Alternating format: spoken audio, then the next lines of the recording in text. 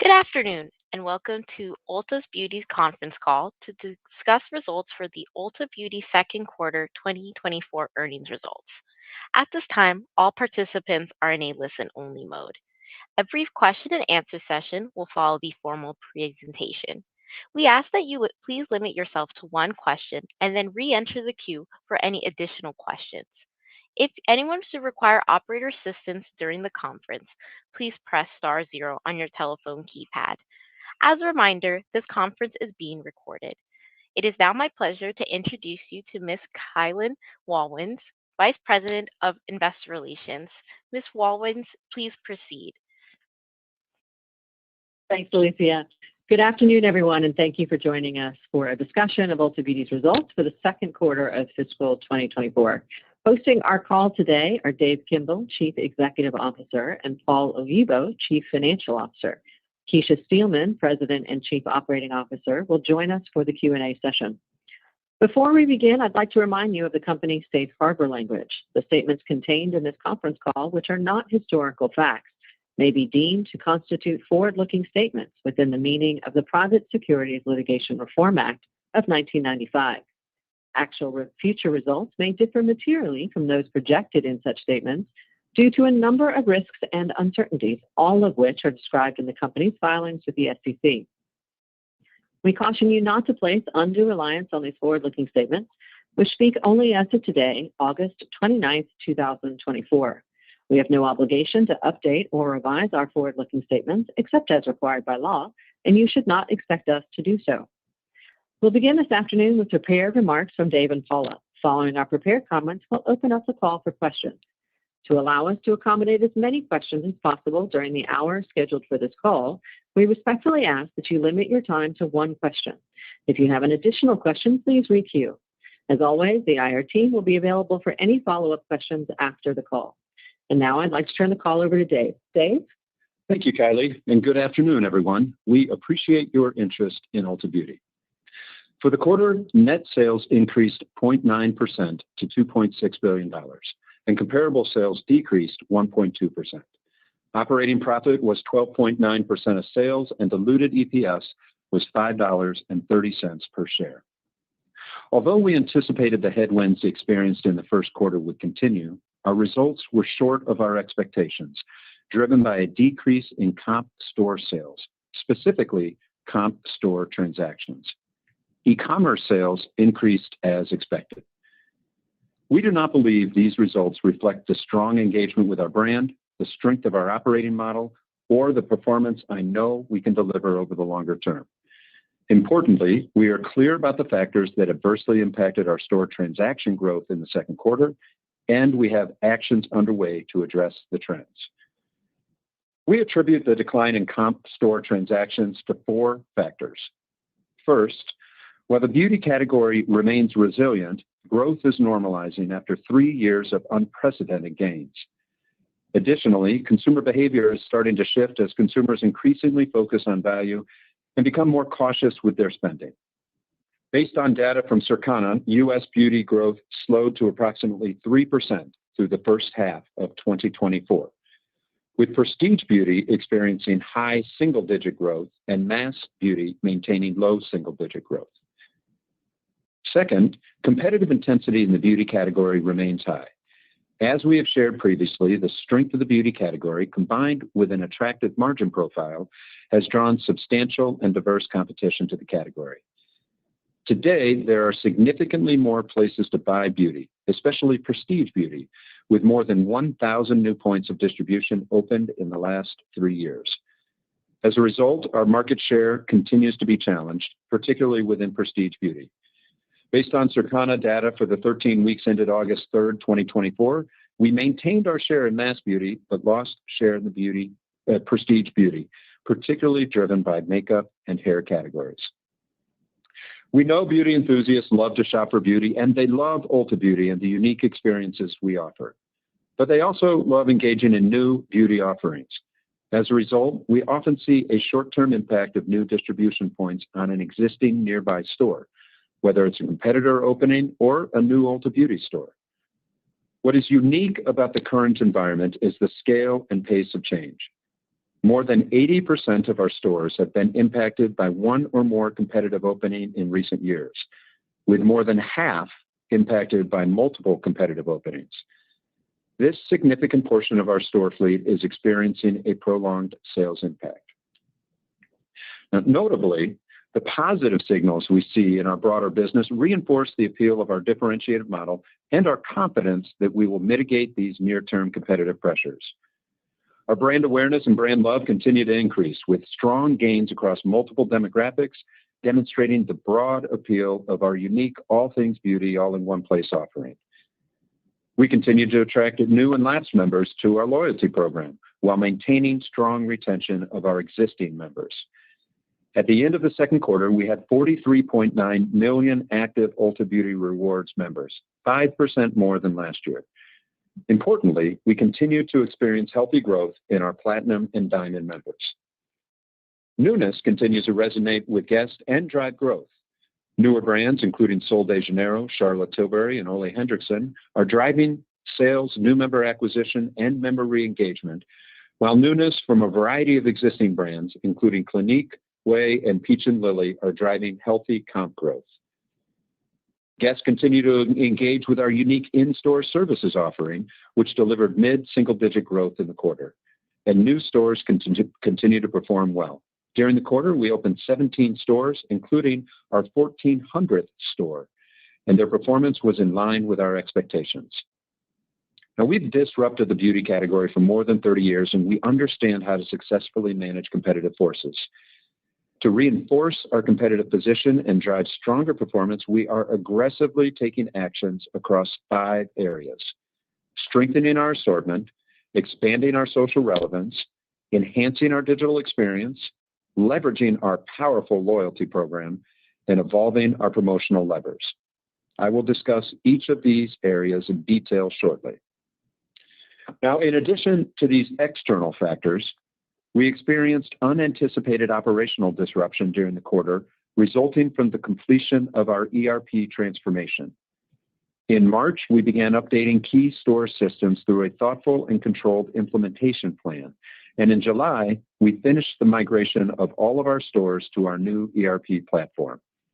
We are pleased to have successfully completed this important phase, but we have experienced some unexpected operational challenges as our teams have adjusted to new capabilities, new processes, and new ways of working associated with the new systems. Specifically, through the transition, our teams were managing portions of our fleet on both the old and new systems, which led to some store inventory allocation disruption. With all of our stores and DCs now operating on the same core systems, we are shifting from implementation to system optimization and are working quickly to help our teams navigate these new ways of working in order to balance inventories across the network and deliver an optimized guest experience. To minimize future disruption, we have identified key legacy processes that are creating friction and implemented proactive monitoring as well as dedicated support to quickly address issues when they arise.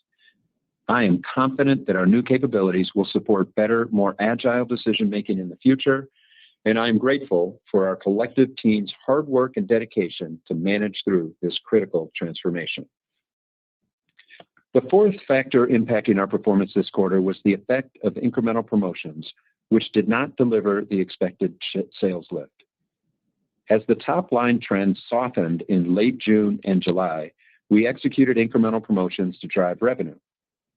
These offers drove strong sales and traffic across our digital platforms, but did not deliver the expected incrementality in stores. The increased frequency of offers combined with the introduction of new offer structures put pressure on average selling price without activating incremental purchases in stores. We understand why the incremental promotions did not deliver as expected and will apply these learnings as we manage promotional activity in the second half. Turning now to performance by category, fragrance delivered double-digit growth, driven by strong guest engagement with Mother's Day and exciting newness. Newness from existing brands including Valentino, YSL, and Burberry, as well as new brands Noise, Orbella, and Kylie Jenner, all of which are exclusive to Ulta, contributed to the category's growth. Our exciting Mother's Day gift with purchase offers and gift sets fueled strong guest engagement, and our unique assortment of gift sets for Father's Day and back to school also delivered growth for the category. The skincare category delivered mid-single-digit comp growth this quarter, driven by strong growth in body care. Sol de Janeiro continues to excite guests, and this quarter we introduced an exclusive body mist, which is resonating well. Reflecting the appeal of dermatologist-recommended brands, fan favorite La Roche-Posay and new brands Panaxol and Vanicream delivered strong growth. And relevant mass brands, including Bubble and Bioma, continued to engage guests. Overall, prestige skincare was pressured as engaging newness from Peach and Lily and Ole Henriksen was offset by softness from certain brands impacted by increased distribution or the lapping of strong social media engagement last year. Comp sales in the makeup category decreased in the mid-single-digit range. While new brands Charlotte Tilbury, Polite Society, and Win Beauty, as well as exclusive newness from Clinique, delivered strong growth, this growth was more than offset by sales decreases from existing brands that had newness that did not meet expectations or have experienced increased points of distribution in the market. In mass makeup, e.l.f., About Face, and Milani delivered strong growth, but this growth was mitigated by planned softness in Ulta Beauty collection as we prepared for the brand relaunch. Comp sales for the hair care category decreased in the high single-digit range, driven primarily by planned promotional shift. As we shared previously, we incorporated prestige hair care offers in our first quarter semi-annual beauty sale and eliminated our Gorgeous Hair event, which took place in May of last year. In addition, the impact of exciting newness from Way, Divi, and Odell, and strong engagement with Redken was offset by pressure from key brands lapping strong newness last year. As I mentioned at the outset, we are focused on 5 key areas to reinforce our competitive position. We are pleased with the progress we've made in many areas and have identified further opportunities to shift our momentum. Starting with our efforts to strengthen our assortment, during the quarter, we continued to enhance our brand portfolio with new engaging brands, including Orbella, Naturium, and Naked Sundays, while also launching several emerging exclusive brands through our Spark program, including Dore, a clean French beauty-inspired skincare brand, Magic Molecule, a skincare healing brand, and Noise, a premium gender-neutral fragrance. We also expanded key growth-driving brands like Sol de Janeiro, MAC, and Kiehl's into additional stores. Looking ahead, we have an exciting pipeline of brand launches planned for the balance of the year, including the recently announced Ilia Beauty, a clean, skin-centric prestige makeup brand, and Dibs Beauty, a multi-purpose, easy-to-use makeup brand.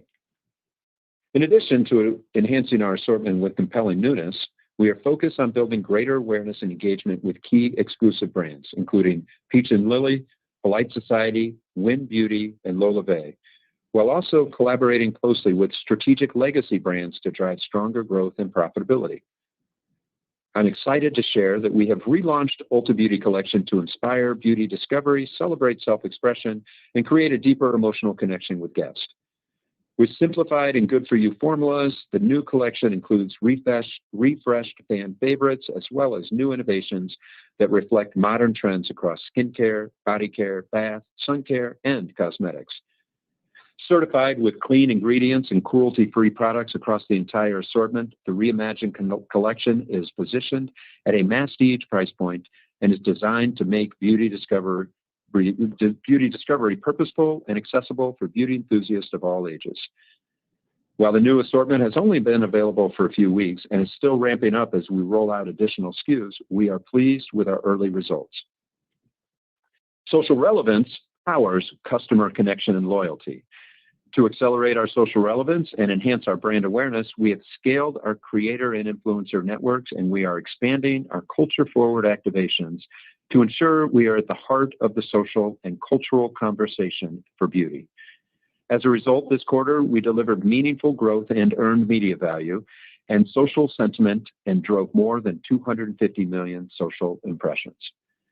During the quarter, we doubled the size of our influencer network to include a diverse range of influencers across key audience segments to reflect our inclusive audience targeting strategy.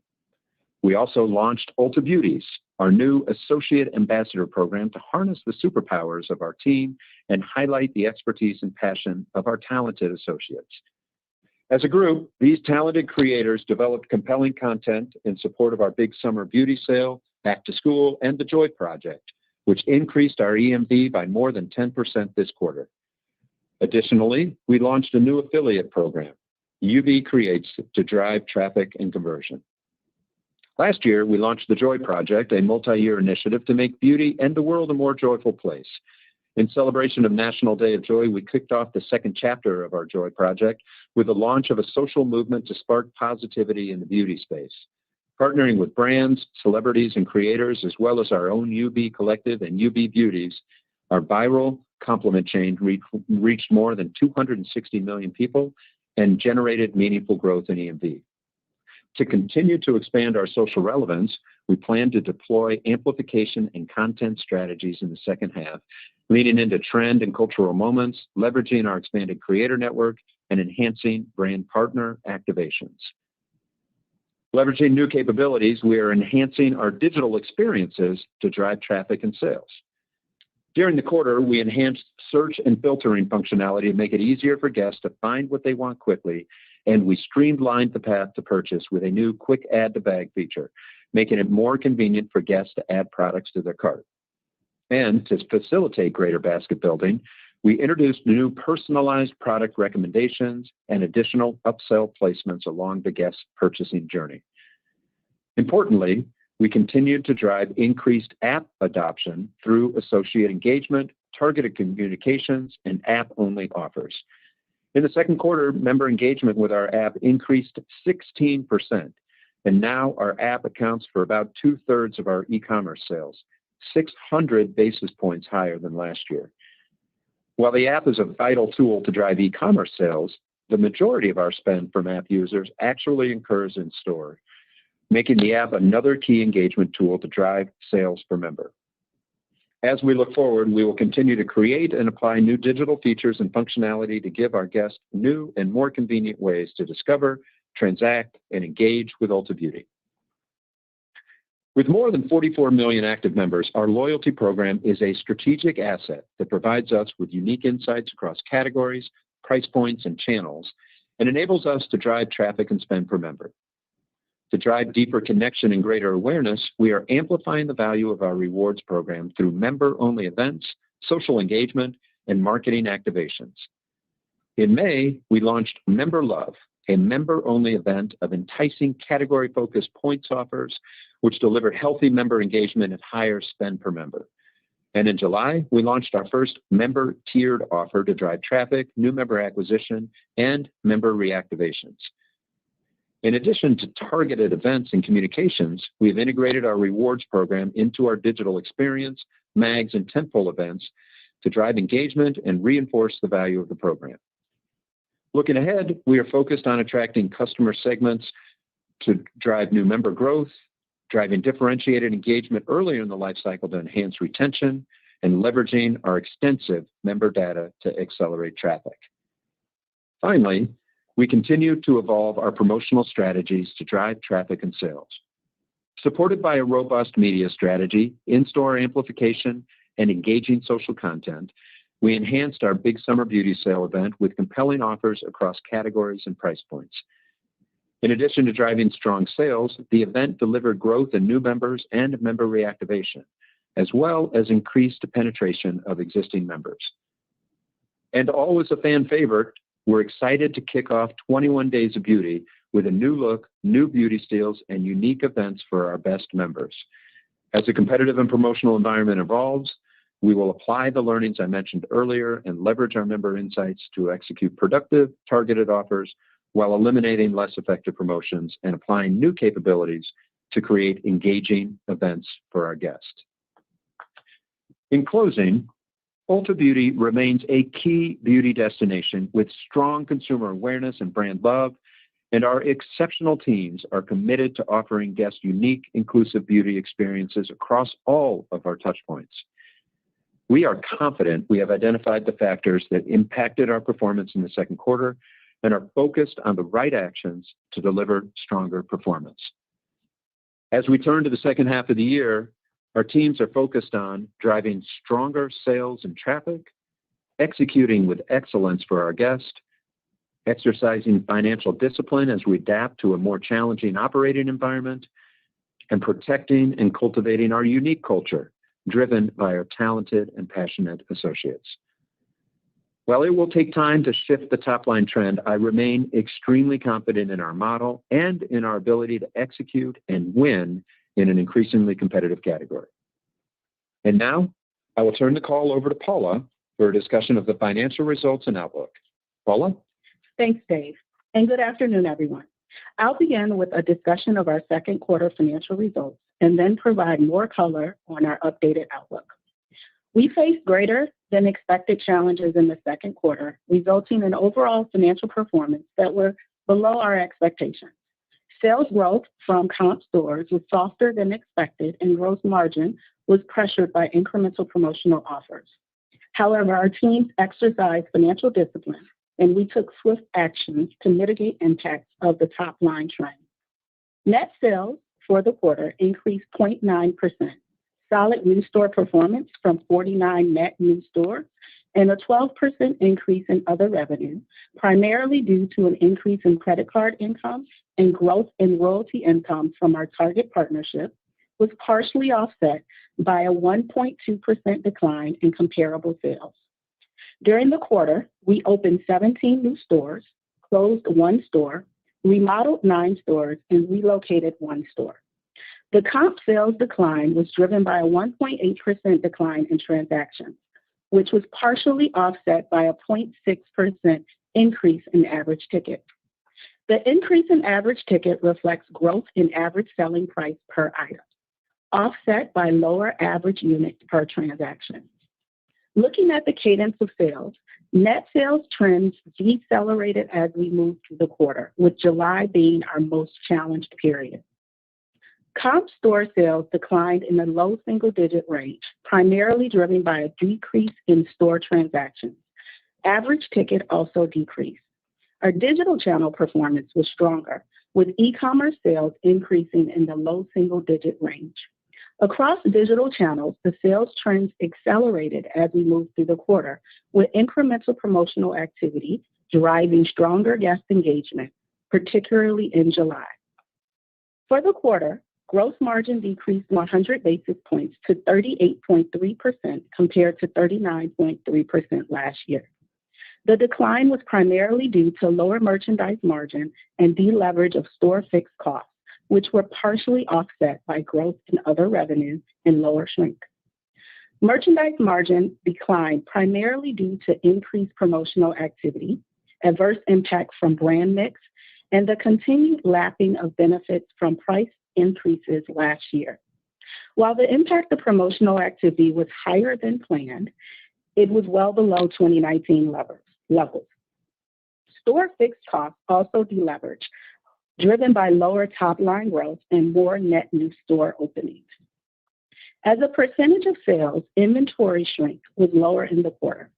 We completed the rollout of our new fragrance fixtures to all stores and introduced an additional fixture to protect our assortment of popular, smaller rollerball fragrances. These investments are having a meaningful impact on fragrance theft, and we expect the additional fixtures will support a continuation of the trend. In addition, we continue to increase our ORC focus and have deployed new tools, capabilities, and training to our store and field loss prevention teams. Year to date, shrink as a percentage of sales is flat with last year, and we continue to expect shrink will be roughly flat for the full year. Moving to expenses, SG&A increased 7.3% to $645 million. Overall, SG&A spend was better than planned again this quarter, primarily due to focused expense management. As a percentage of sales, SG&A increased 160 basis points to 25.3% compared to 23.7% last year. Reflecting lower top-line growth, most expenses deleveraged this quarter. In addition, we preserved sales-driving expenses, including store labor and marketing, and completed key elements of our transformational agenda this quarter. These pressures were partially offset by lower incentive compensation, reflecting operational performance that was below our internal targets. Operating margin was 12.9% of sales compared to 15.5% of sales last year, and diluted GAAP earnings per share was $5.30 compared to $6.02 last year. Moving to the balance sheet and capital allocation priorities. We ended the quarter with $414 million in cash and cash equivalents. Total inventory increased 10.1% to $2 billion compared to $1.8 billion last year. In addition to the impact of 49 net new stores, the increase was primarily due to inventory to support new brands and the opening of our new market fulfillment center in Greer, South Carolina, which opened in the third quarter last year. Year to date, through the second quarter, we generated $359 million in operating cash flow. Capital expenditures were $95 million for the quarter, primarily reflecting investments in new and existing stores, IT investments, and merchandise fixtures. Depreciation was $65 million compared to $62 million last year, primarily due to higher depreciation related to new stores and IT investments. In the second quarter, we returned $212 million of capital to our shareholders through the repurchase of 550,000 shares. At the end of the quarter, we had $1.6 billion remaining under our current $2 billion repurchase authorization. Now turning to our outlook, we have taken a more cautious view for the year. We now expect net sales for the year will be between $11 and $11.2 billion, with comp sales in the range of down 2% to flat. In addition to reflecting our first half performance, our updated outlook for sales assumes it will take more time for our actions to change the top line trajectory, and that stores impacted by multiple competitive openings will continue to be pressured more than the rest of the fleet. The operating environment remains dynamic, and the low end of our range implies incremental pressure on consumer spending. For the year, we expect operating margin will be between 12.7% and 13% of net sales. Most of the reduction in our expectation for operating margin compared to our previous view is due to the lower top line, but we have also included flexibility to respond to the evolving promotional environment. For the year, we expect gross margin will deleverage 70 to 90 basis points as lower merchandise margin and deleverage of store fixed costs are partially offset by other revenue growth and lower transportation costs. For the year, we expect SG&A expense will increase in the mid-single digit range. We expect many of the trends we experienced in the first half will continue in the second half, with SG&A driving most of the operating margin deleverage. Reflecting these assumptions, we now anticipate diluted EPS will be in the range of $22.60 to $23.50 per share. We continue to expect to generate strong operating cash flow for the year, which will support our planned CapEx investments of $400 to $450 million and share repurchases of $1 billion. In closing, we are focused on improving performance in the second half, and we believe our newness and go-to-market strategies, along with continued operational and financial discipline, will enable us to navigate the dynamic environment and drive improved sales and profit momentum over time. And now I'll turn the call over to our operator to moderate the Q&A section. Operator? Thank you. We will now be conducting a question and answer session. If you would like to ask a question, please press star one on your telephone keypad. A confirmation tone will indicate your line is in the question queue. You may press star two if you would like to remove your question from the queue. For participants using speaker equipment, it may be necessary to pick up your handset before pressing the star keys. One moment, please, while we poll for questions. Thank you. Our first question comes from the line of Steven Forbes with Guggenheim Securities. Please proceed with your question. Good evening, Dave, Paula. Dave, I was hoping you could expand on the competitive pressures you noted in the prepared remarks. Any way to help us contextualize the size of this headwind, such as year one cannibalization rates, and any early insights on the recovery path? Meaning, what does the recovery for those stores impacted look like? And maybe you can give us an example of some of those earlier stores that were impacted. Any time frame to sort of get back to those, prior levels pre-cannibalization. Thank you. Great. Thanks for the question, Steve. Let me just start with saying, we, of course, are no strangers to competition. We know how to compete effectively. And this is, as I said in the remarks, a very attractive category that continues to increase in the competitive environment. As it relates to increased points of pressure, what we've shared before is that we have historically seen a short-term impact on new distribution points on our existing store when a competitor opens near one of our stores. What's unique about this time in this environment is the scale and the pace of change, which has made it difficult for us to fully forecast the cumulative impact. 80% of our stores have been impacted by at least one store. And as I said in the remarks, more than half of our stores have been impacted by multiple competitive openings, which, to give you context of what that means, is if you take a single Ulta Beauty store, two or more competitive stores have opened within that store's trade area, which is unusual for us historically, and something that we're navigating through. What we saw during this quarter is that stores that have had multiple competitive openings, which again could happen at different times over the 3 years that we've been navigating this, those stores with multiple competitive openings are underperforming those stores with no or limited competitive impact.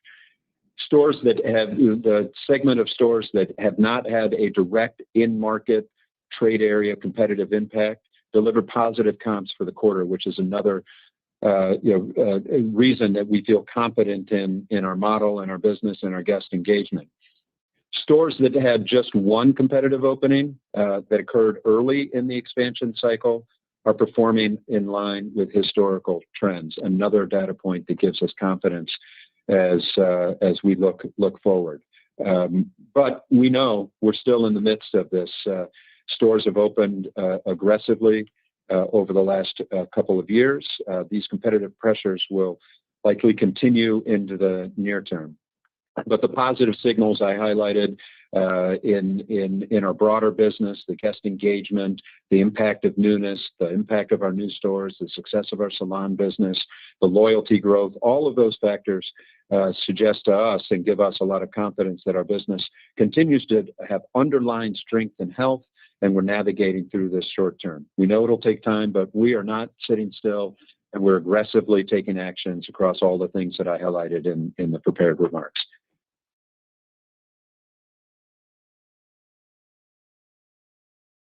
Thank you. Our next question comes from the line of Mark Altschwager with Baird. Please proceed with your question. Hi, good afternoon. This is Amy Teskey on for Mark. With the demand backdrop continuing to be pressured, can you talk more about the actions you are taking within SG&A to limit the amount of deleverage you're seeing in the model? Thank you. Sure. Thank you, Amy. As I mentioned in our prepared remarks, we did deliver better than planned SG&A due to focus and disciplined cost management as we navigated our top line pressures. As we think about the second half, we've planned SG&A expenses to increase in the mid-single digit range for the year, reflecting a more moderated growth in the second half. We continue to exercise financial discipline as we navigate these near-term pressures, while still making sure that we're investing and ensure we're well positioned for success over the long term. But as we look ahead, we're expecting that moderation in SG&A growth because we are completing our transformation. Many of our transformational investments are completing, and we will continue to, like I said, exercise financial discipline as we navigate. Thank you. Our next question comes from the line of Michael Lasser with UBS. Please proceed with your question. Good evening. Thank you so much for taking my question. Given the competitive overlap with all these new points of distribution not going to go away anytime soon, how long do you expect that it will take to restore the business to positive comps? And since it seems that hitting the promotional lever is not having the intended impact, what is the backup plan or what is the alternative if the actions you are taking don't work to restore positive comps? Thank you. Thanks, Michael. Yeah, it is, as we've discussed, a dynamic and competitive environment that we're navigating through, and I gave you, some of those dynamics in my prepared remarks. We are, and as I've said, we remain confident and bullish in the long-term outlook for this business because of all the positives that I've highlighted. We're executing across a number of efforts to drive our business. Here's seeing many positive signals that are gaining tractions, and we're addressing areas that maybe are not working as well as we had hoped. Assortment is always key. So when we look at key levers, assortment is critical. Newness is working and resonating with our guests. Brands like Sol de Janeiro, Charlotte, Ole Henriksen are driving sales. Our exclusive brands are playing an important role, and we continue to add brands. Naturium in Q2, and tomorrow we launched Ilia, an important makeup brand that we're excited to add to our assortment. So continued innovation is a key lever for us that's working, and we'll continue to drive that. I talked about the importance of marketing and social relevance and connecting, deepening brand love. We're pleased with the progress, all-time high of brand love and brand awareness, and we'll continue to drive that because we know that drives connection and awareness and reinforces the role that we play in our guests' lives. Our digital business is critical, and I shared that our digital sales were on expectation, and we're focused on delivering across all of the experiences. You know that we've invested heavily in our digital capabilities over the last couple of years. Earlier this year, we completed our new digital store platform, and that's giving us new ways to delight our guests, and that's working, and we'll be focused on driving that. Loyalty is core to our long-term success. We're pleased with the 5% year-over-year growth, high level of retention, high level of engagement from our best guests, our platinum and diamond guests, and a critical part of that business going forward. Services and experiences also driving positive. Promo is an important piece of our business, and I'm glad you highlighted it. As I mentioned in the prepared remarks, some of the incremental offers that we added as our performance decelerated in the second half of the quarter did not have the intended effect, particularly in our store channel. Promos generally, though, are tentpole events. I mentioned our big summer beauty sale. Tomorrow we launch 21 Days of Beauty. Our big promotional events are working, are attracting new guests, are demonstrating the behaviors, and we continue to amplify and elevate those, and you'll see that come to market with our next one, again, starting tomorrow with 21 Days of Beauty. But we'll take our learnings and promotional impact that we had in the second quarter as we navigate this challenging competitive environment through the second half of the year, and continue to focus on the highest return, highest impact promos. So promos are working, but we did have some experiences that. And last thing I'd just say, if you just step back, Michael, and just think about our business, we feel very confident that we're well positioned to recover. We've got a differentiated business model, and while some elements have been pressured, our model continues to be connected to our guests, and the experiences we offer are unique, enduring. Nobody does what Ulta Beauty does. Their guests value the assortment, the loyalty, the unique services offer, our omnichannel offerings, and I'd say most importantly, the unique experience we deliver to our guests in our stores and online. We allow our guests to discover beauty on their own terms, and we continue to deliver that every day in our stores, and I'm very proud of what our teams are doing. So we're sharpening our differentiated model. We're focused on leaning in on what's working, addressing the dynamics that where we have opportunity. And while, as I said, it's going to take a little time to turn back to our custom position of being a share gainer, we are confident we'll get there, and our actions are designed to do just that. Thank you. Our next question comes from the line of Rupesh Parikh with Oppenheimer. Please proceed with your question. Good afternoon. Thanks for taking my question. So just going back to unit growth and also Target rollout, just given the more difficult environment right now, like any thoughts of slowing unit growth? And as you look at Target, I believe that continues to roll out. Just curious how that's playing out in the current backdrop. Yeah, we as far as our own stores, we're pleased with our new store openings. As I mentioned in my prepared remarks, our new stores, despite some of the other dynamics going on, continue to perform well, and we have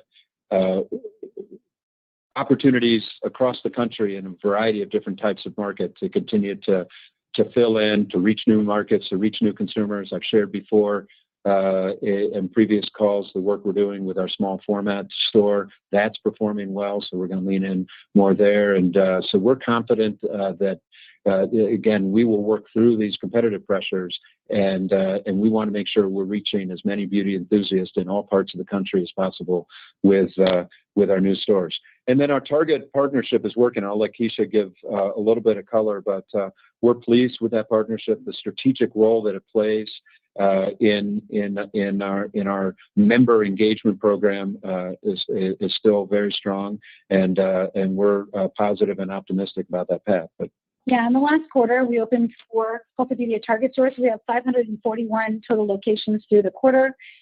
We're still on track to, hit our 800 stores through our commitment.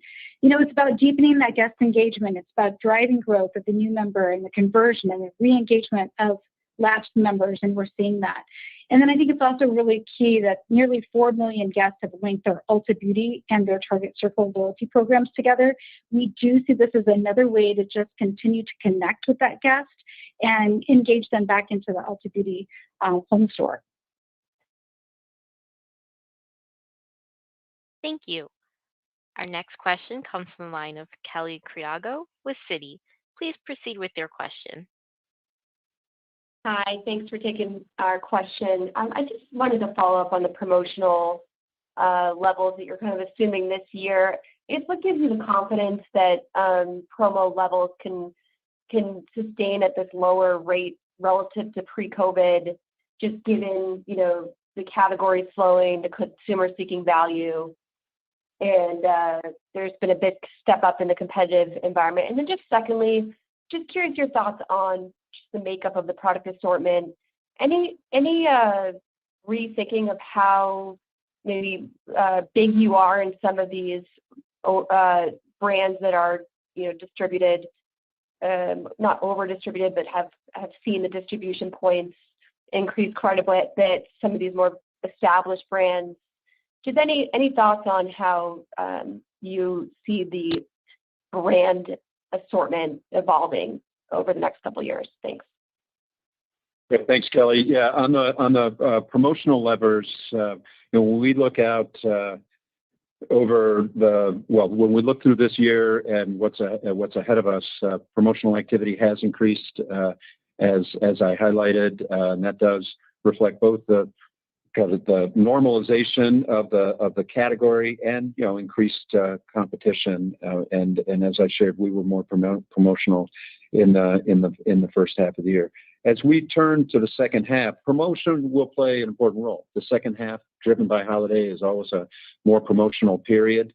Holiday is a different dynamic and is intensely promotional to begin with, has been for years, regardless of the competitive environment, as we're competing not just in beauty, but we're competing for gifting occasions across consumers' baskets, and so we're prepared for that, and we'll continue to take our learnings as we look back pre-COVID. We continue to believe that the environment, while intense, will remain rational. Our guidance assumes that while higher than last year, we will be below 2019 levels for the year, driven by smart execution, CRM capabilities that we have built aggressively over the years, driving efficiency, leaning into our tentpole events and maximizing those.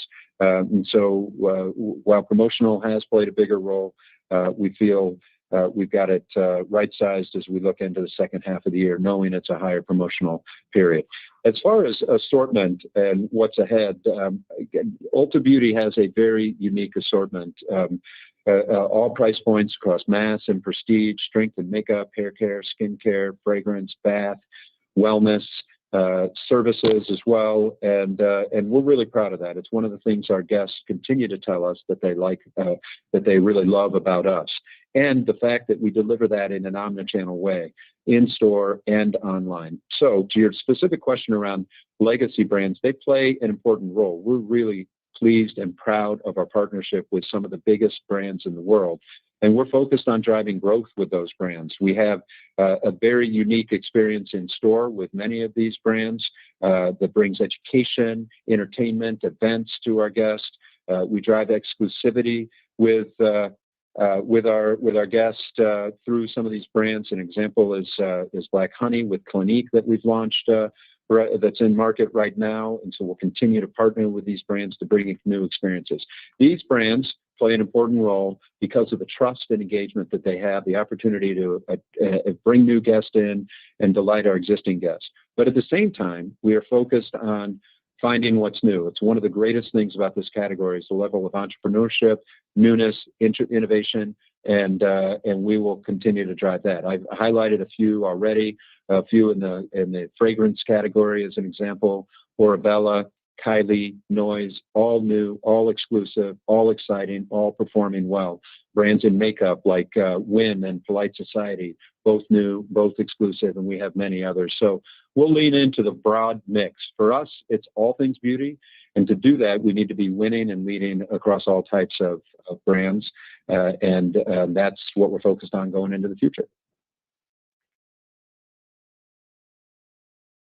Thank you. Our next question comes from the line of Corinne Wolfmeyer with Piper Sandler. Please proceed with your question. Hey, good afternoon. Thanks for taking the question. I'd like to hear a little bit more about the operational disruption you referenced with the ERP transition. Can you provide a little bit more color on what exactly happened, how the business was impacted, and what gives you confidence that the issue is cleared up going forward? Thank you. Yes, Kareem. As Dave mentioned in his earlier comments, that we executed by far the most complex element of our multi-year ERP implementation during this quarter, and that was the rollout to our stores.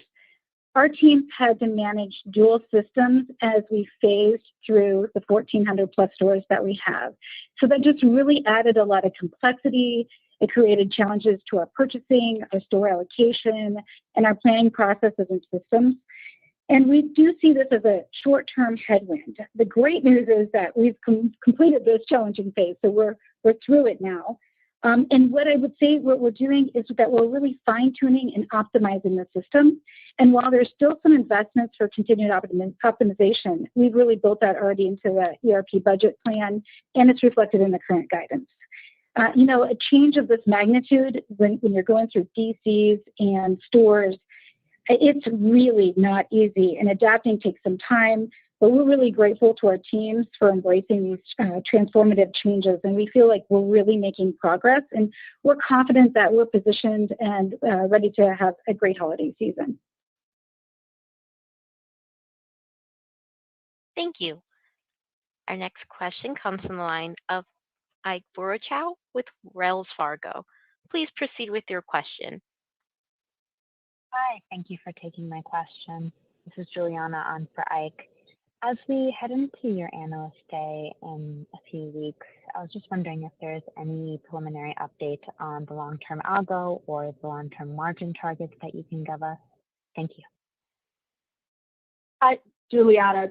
Thank you for the question. And I certainly understand and appreciate the reason for the question, but we are not providing an update on our long-term expectations on the call today. But as you mentioned, we do plan to do so at our Investor Day in October. And at that time, we are very much looking forward to sharing how we're thinking about our future growth, including kind of the growth opportunities ahead in the category, opportunities specifically for us, what investments, if any, it will take to support those, and how that translates into our long-term financial expectations. And so, looking forward to that in just about a month or so. Thank you very much. Thank you. Our next question comes from the line of Michael Baker with D.A. Davidson. Please proceed with your question. Okay. Hi, thanks. I wanted to ask about the pace of the share losses in prestige. So your business seems to have, gotten worse based on your comps, but some industry data and competitor data are also seeing a deceleration. So I wonder if you can give us any color on the gap between what you're seeing in your own business and competitors. Are you seeing the share losses actually get worse here, I guess is the question. Thanks. Yeah, Michael, thanks for the question. As you said, the category has, as I highlighted, moderated really as anticipated through the year after multi-years of growth. As far as our performance, as I said, we maintained mass share in mass, but continue to be pressured in prestige, and that's driven in particular by hair and makeup, which are the categories that I've talked about in the past. No, we wouldn't say that it's getting any worse. The dynamics are as they've been for much of the year as it relates to share. So a reflection of both the moderating category, continued competitive pressures, and then some of the other dynamics that we've highlighted and discussed here today are what contributed to the performance we delivered in the second quarter.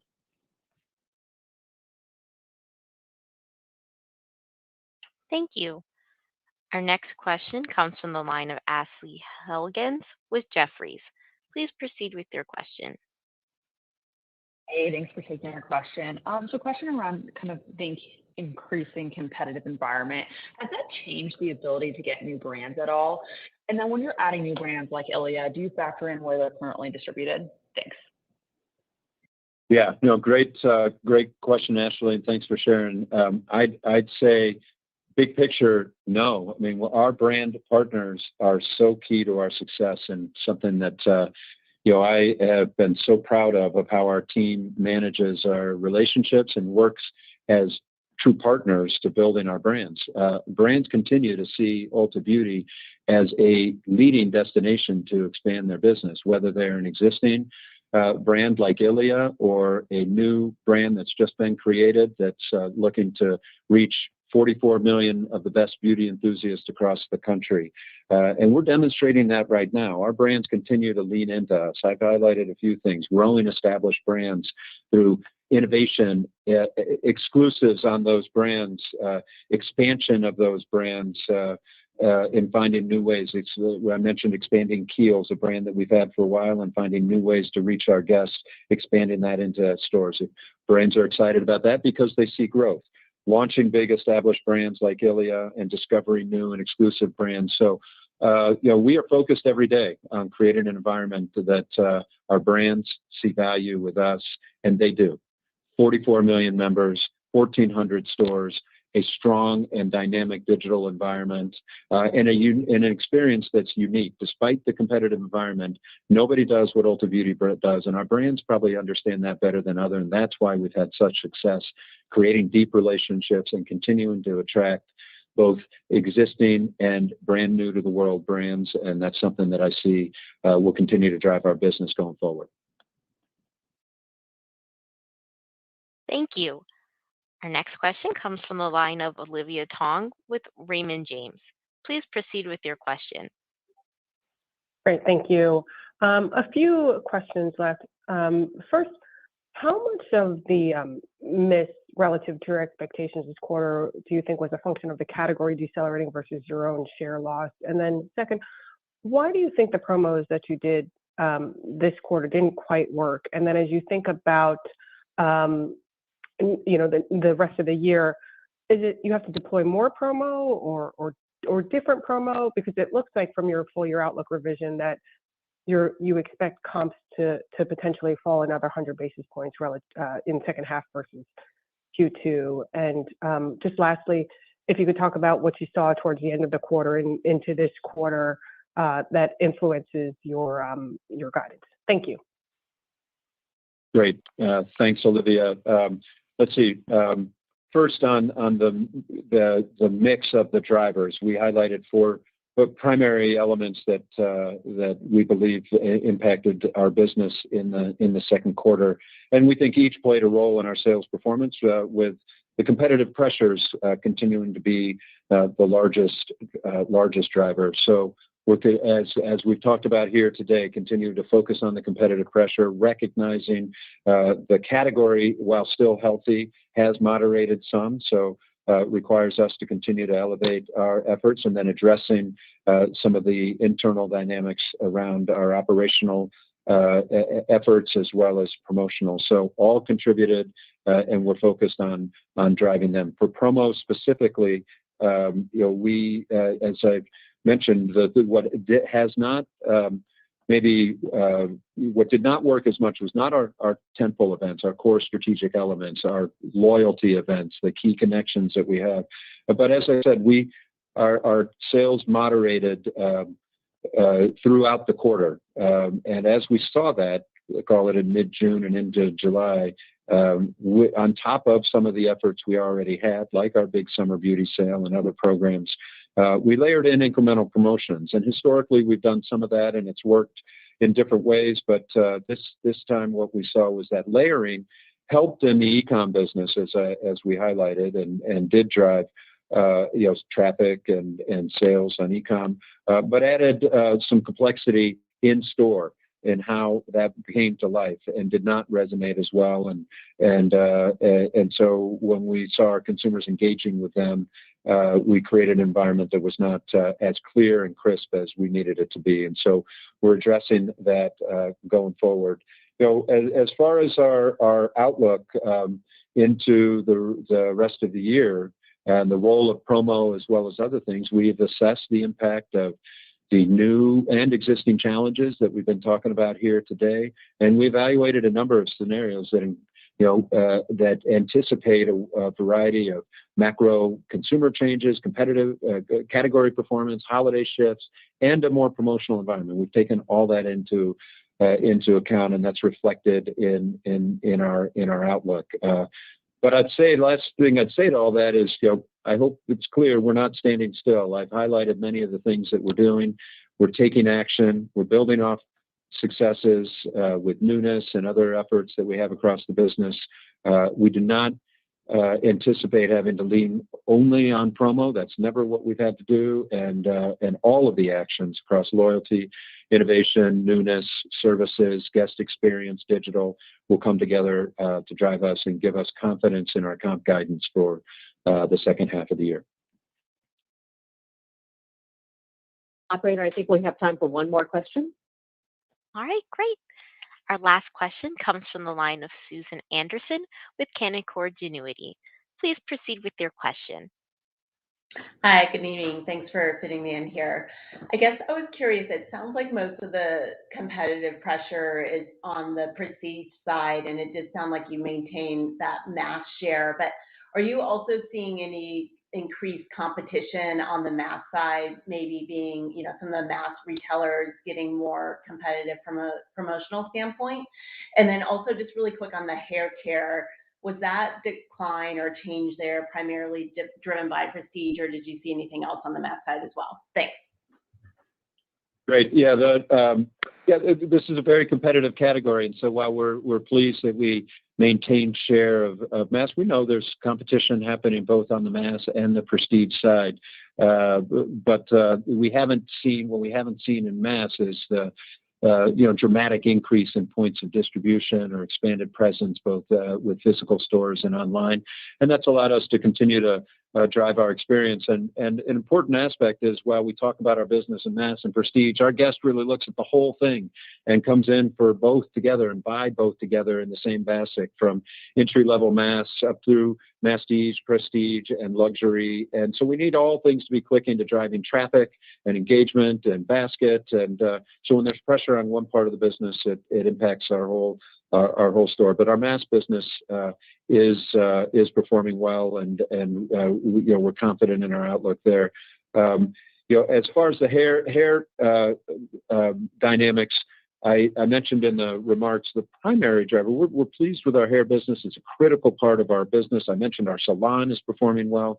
The hair business primary driver of the performance there was a shift in one of our strategic tentpole events in hair from the second quarter into the first quarter, and that was the primary driver of the lower results in that. But our hair business is important, and we continue to find ways to drive that business going forward. Great. Thanks so much. Yep. Thank you, Susan, and thank you all again for joining us today. We very much appreciate your interest in Ulta Beauty. And I wanted to take this last moment to thank our more than 55,000 Ulta Beauty associates for their continued focus and commitment to serving our guests. Our teams have managed through significant change over these last 3 years, and I so appreciate how quickly they've embraced new technology, new processes, new ways of working, always while keeping our guests and each other at the center of everything that we do. So we look forward to speaking to you all again a little sooner than normal after one of our quarterly calls at our investor event in October. Hope to see you there, and I hope you all have a good evening, and thanks again for joining. Thank you. This concludes today's teleconference. You may disconnect your lines at this time. Thank you for your participation.